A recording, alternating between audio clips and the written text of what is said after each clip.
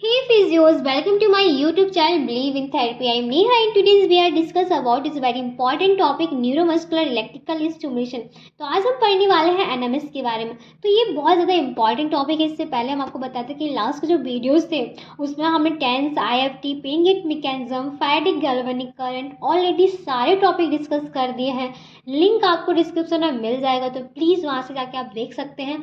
यदि आप इनको इन सारे टॉपिक्स के नोट्स चाहिए तो आप हमारे इंस्टाग्राम पे जाके नोट्स ले सकते हैं। वहाँ पे अवेलेबल है नोट्स, बहुत कम प्राइस में है, तो प्लीज़ वहाँ से जाके आप देख सकते हैं। ओके, तो एनएमएस स्टार्ट करते हैं। होता क्या है, एनएमएस एक टाइप की डिवाइस होती है जिसका हम यूज़ करते हैं मसल्स को कॉन्टेक्ट रिलैक्स कराने के लिए। मसल्स की जो प्रॉपर्टी है उन्हें फिर से हम मूवमेंट्स कराने के लिए, प्रॉपर्टी को फिर से हम रेजुकेट कराने के लिए हम इसका यूज़ करते हैं। तो एक एग्जाम्पल से समझते हैं। सपोज एल्बो जॉइंट का फ्रैक्चर हुआ है, तो एल्बो जॉइंट का फ्रैक्चर होने की वजह से हमने प्लास्टर्स पैच, जो प्लास्टर्स का यूज़ किया है, जो कि इमोबिलाइजेशन के लिए इसका यूज़ किया है। तो कुछ सपोज वो 20 डेज़ के अराउंड प्लास्टर्स लगा हुआ है, तो धीरे धीरे क्या हो गया कि हमारी जो मसल्स थी, फोर आर्म की मसल्स थी हमारे, तो उनका फ्लेक्सर एक्सटेंसर कंपार्टमेंट की, तो धीरे धीरे वो क्या, वो मसल्स धीरे धीरे अपना एक्शन था, अपने जो प्रॉपर्टी थी वो धीरे धीरे भूलने लगी, क्योंकि कोई मूवमेंट्स नहीं किया, इमोबिलाइजेशन में रहा हमारा four arm and hand. Okay, तो जब हमारा एल्बो जॉइंट और फोर आर्म जब इमोबिलाइजेशन में रहा तो मसल्स ने कोई भी मूवमेंट्स नहीं किया, मसल्स अपना मूवमेंट्स भूल गई, अपना एक्शन भूल गई। तो धीरे धीरे जब हमने प्लास्टर ऑफ पैरिस को हटाया, प्लास्टर जब हटा तो क्या देखने को मिला, पेशेंट का रिस्ट ड्रॉप हो गया।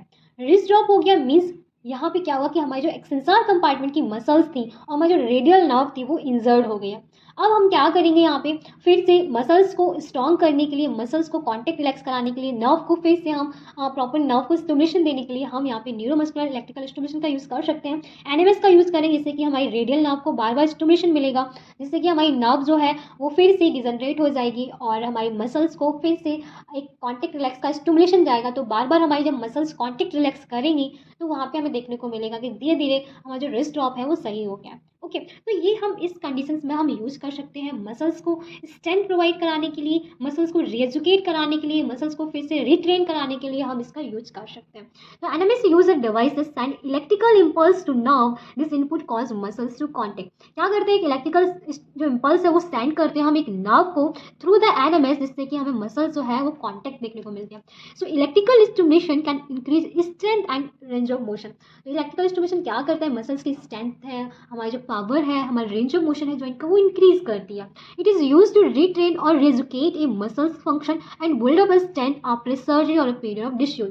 आफ्टर सर्जरी या बहुत प्रोलॉन्ग टाइम से आपने मसल्स उसे डिसयूज में रखा है, तो उसके बाद हम इसका यूज कर सकते हैं रीट्रेनिंग के लिए और रिएजुकेशन के लिए। ओके, तो जो एनएमएस का हम यूज़ करते हैं थेरापेटिकली पर्पस के लिए भी हम कर सकते हैं, फंक्शनली पर्पस के लिए भी कर सकते हैं, फंक्शनली इलेक्ट्रिकल स्टिमुलेशन के लिए भी हम इसका यूज़ कर सकते हैं। तो थेरापेटिक में क्या होता है कि जब हमारी इलेक्ट्रोथेरेपी पर्पस से हम जब इसका यूज़ करते हैं तो जैसे मस्त जो हमारी मोटर वीकनेस हो गई, मसल्स वीकनेस हो गई, मोटर पॉइंट काम नहीं कर रहा है, स्पास्टिसिटी हो गई, कार्डियोवास्कुलर डीकंडीशनिंग है, या फ्रैक्चर्स हो गया, बहुत टाइम से इमोबिलाइजेशन रहा है, तो उस टाइम पे हम क्या करेंगे, मसल्स को फिर से स्टिमुलेट कराने के लिए हम इसका यूज़ करेंगे थेरापेटिक एनएमएस का, जो कि एक रेपिटेटिव स्टिमुलेशन देगा, जिससे कि जैसे कि हमारी जब सपोज पैरालाइज्ड मसल्स है, पैरालाइज्ड मसल्स को बार बार एक रिपीटेटिव स्टिमुलेशन मिलेगा, बार बार रिपीटेड मिलेगा, तो उससे क्या होगा, मसल्स हमारी धीरे धीरे कॉन्टेक्ट रिलैक्स करना स्टार्ट कर देंगे। ओके, फंक्शनल एनएमएस क्या होता है, ये हमारे जॉइंट की स्टेबिलिटी को और ज़्यादा इंक्रीज करने के लिए, हमारे जो मसल्स की फंक्शंस है उसे मेंटेन करने के लिए, एजुकेट करने के लिए, और हमारे जो फंक्शंस हैं बायोमैकेनिकल इंटीग्रेटेड जो फंक्शंस हैं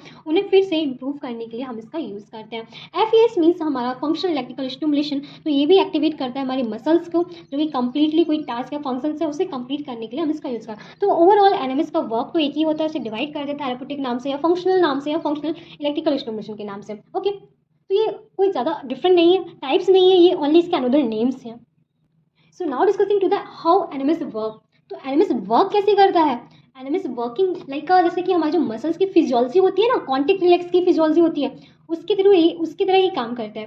क्योंकि यहाँ पे क्या हुआ, हमारी मसल्स है वो रिलैक्स हो गई, वो कॉन्टेक्ट नहीं कर रही है, वो फ्लैसिड हो गई है, या मसल्स हमारी बहुत ज़्यादा स्पास्टिक हो गई, बहुत ज़्यादा कॉन्टेक्ट कर रही है, वो रिलैक्स करने का टाइम उसे मौका नहीं मिल रहा, या हमारी बहुत ज़्यादा फ्लैसिड मसल्स है, बहुत ज़्यादा स्पास्टिक मसल्स है, तो उस कंडीशंस में हम इसका यूज़ करेंगे जिससे कि हमारी जो मसल्स की प्रॉपर्टी है वो मेंटेन हो सके और हमारी मसल्स जो फिजियोलॉजी है मसल्स की कॉन्टेक्ट रिलैक्स की वो प्रॉपर सही हो सके। तो इलेक्ट्रिकल करंट जो होता है हम डायरेक्ट फ्लो करते हैं, जो कि पार्टिकल्स के फॉर्म में होता है, चार्ज जो कि आयन के फॉर्म में होता है, उस से डायरेक्ट फ्लो करने के लिए हमें मीडियम चाहिए होता है, कंडक्टिंग मीडियम। ओके, तो कंडक्टिंग मीडियम जो हमारे एनएमएस में होता है वो हमारा एक जेल होता है जिसका हम यूज़ कंडक्टर की मीन्स मीडियम की तरह काम करते हैं, जो कि हमारे जो करंट है उसे आयन को हमारी स्किन के अंदर थ्रू पेनिट्रेट करता है। Electric current have to conducting medium, ionic एक फ्लूइड या नर्व्स के थ्रू। ओके, तो दो कंडक्टिंग मीडियम है इलेक्ट्रिक करंट को फ्लो करने, या तो हम आयन के थ्रू कर सकते हैं या नर्व के थ्रू हम करंट को अंदर पहुंचा सकते हैं। नर्व में क्या कर रहे हैं, न्यूरोमस्कुलर का। अभी तो जितनी सारी हमने मॉडलिटीज़ पढ़ी है, आईएफटी पढ़ा है, टेंस पढ़ा, तो उसमें हमने क्या था, आयनिक फॉर्म में हम करंट को अंदर एंटर करा लेते हैं।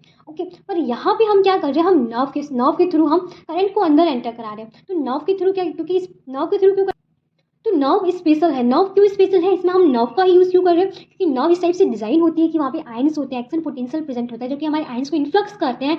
एक्शन पोटेंशियल होगा तो हमारे न्यूरॉन अंदर जाएंगे और जो हमारा सार्कोप्लाज्मिक रेटिकुलम होता है वो डीपोलराइज होगा, कैल्शियम रिलीज होगा एंड एक क्रॉस ब्रिजिंग होती है जो कि हमारे मसल्स कॉन्ट्रेक्शन में होती है। सेम फिजियोलॉजी यहाँ पे वर्क करेगी, इसीलिए हम यहाँ पे नर्व की हेल्प से स्टिमुलेट कर रहे हैं। Okay, now I space like excited tissues design carry wave of ion influx in form of action potential. Action potential क्या करेंगे, इम्पल्स को कैरी करेंगे and transmit with in central और पेरिफेरल नर्वस सिस्टम। तो जो कि हमारे स्केलेटल मसल्स में क्या होता है, जब हमारी स्केलेटल मसल्स में नर्व इंटैक्ट होती है तो नर्व इनर्वेटेड होती है, पेरिफेरल मोटर नर्व जो कि हमारे फंक्शन यूनिट होते हैं उसका मोटर यूनिट। तो हमारी जो मसल्स होती है उसका एक फंक्शनल यूनिट होती है जिसे हम कहते हैं मोटर यूनिट, जो जिसमें कि हमारी नर्व और मसल दोनों एक दूसरे से इंटैक्ट रहती है, मीन्स इनर्वेटेड मसल्स होती है। ओके, तो इलेक्ट्रिक करंट एक्टिवेट करता है हमारे मोटर यूनिट्स को। जैसे मोटर यूनिट हमारा एक्टिवेट होता है तो क्या होगा कि वहाँ पे एक्शन पोटेंशियल जनरेट होगा।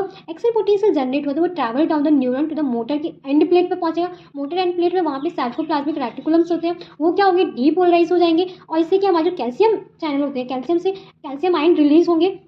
कैल्शियम आयन रिलीज होंगे तो वहाँ पे क्रॉस ब्रिजिंग देखने को मिलेगी, साइक्लिंग होगी between two the actin and myosin के, एंड जो स्लाइडिंग फिलामेंट थ्योरी होती है वो प्रॉपर यहाँ पे वर्क करेगी। वहाँ पे filaments of muscles overlapping of the sliding filament, जिससे क्या होगा कि हमारी मसल्स है वो कॉन्टैक्ट करेगी, शॉर्टन होगी या हमारे जो लेंथनिंग होगी, मीन्स कॉन्टैक्ट रिलैक्स करेगी मसल। तो आई होप आप समझ रहे होंगे कि ये पूरा जो फिजियोलॉजी है ये वर्क कर रही है हमारे स्लाइडिंग फिलामेंट थ्योरी पे। ओनली हमें क्या करना है कि जो नर्व और मसल से इंटैक्ट होनी चाहिए, यदि नर्व और मसल से इंटैक्ट होगी तो हम जैसे ही करंट देंगे तो वहाँ पे एक्शन पोटेंशियल होगा और धीरे धीरे हमारा पूरा मसल्स की फिजियोलॉजी वर्क करेगी और धीरे धीरे मसल्स हमारी कॉन्टैक्ट रिलैक्स करेगी। तो यहाँ पे बस ज़्यादा कोई टिपिकल नहीं है, ओनली नर्व की हेल्प से हम मसल्स को कॉन्टैक्ट करा रहे हैं।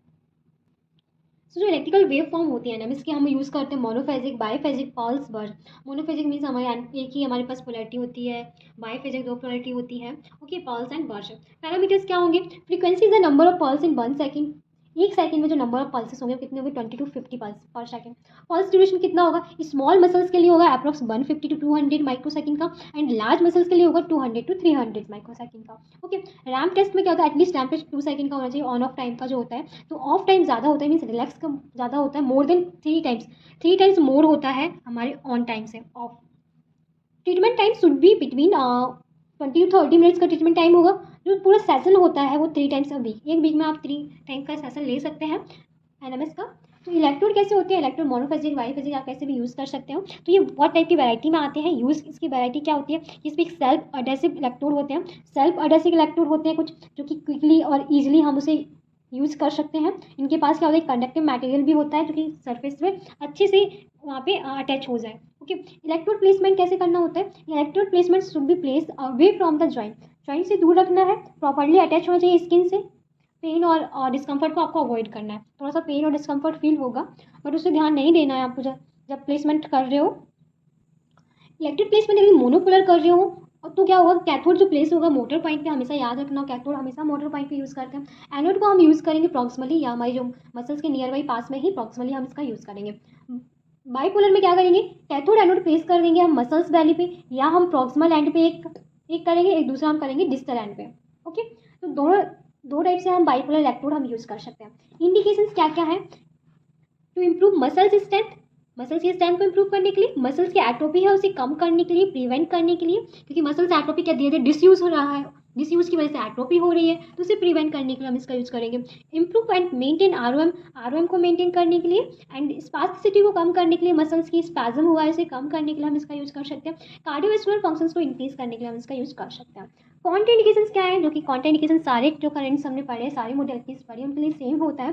पेसमेकर, यदि कोई पेशेंट है पेसमेकर लगा हुआ है तो वहाँ पे नहीं देना है आपको करंट। ओवर कैरोटिड साइनस, वहाँ पे आपको यूज़ नहीं करना है एनएमएस। इन्फेक्शन है तो यहाँ पे यूज़ नहीं करना है। प्रेगनेंसी है, प्रेगनेंट वुमेन है तो वहाँ पे आपको इसे अप्लाई नहीं करना है। पेरिफेरल वैस्कुलर डिजीज है कोई से तो आपको करंट नहीं देना है। तो आई होप आप ये अच्छे समझ गए होंगे, इसमें कुछ ज़्यादा है नहीं, बस यहाँ पे बस ना आपको समझना है कि नर्व को स्टिमुलेट करके हमें मसल्स को कॉन्टेक्ट रिलैक्स कराना है। तो आई होप ये वीडियो आपके लिए हेल्पफुल रही होगी। वीडियो हेल्पफुल है तो प्लीज़ वीडियो को लाइक करें, चैनल को सब्सक्राइब करें। कोई भी क्वेरी होती है तो कमेंट बॉक्स में कमेंट करके पूछ सकते हैं। Thank you.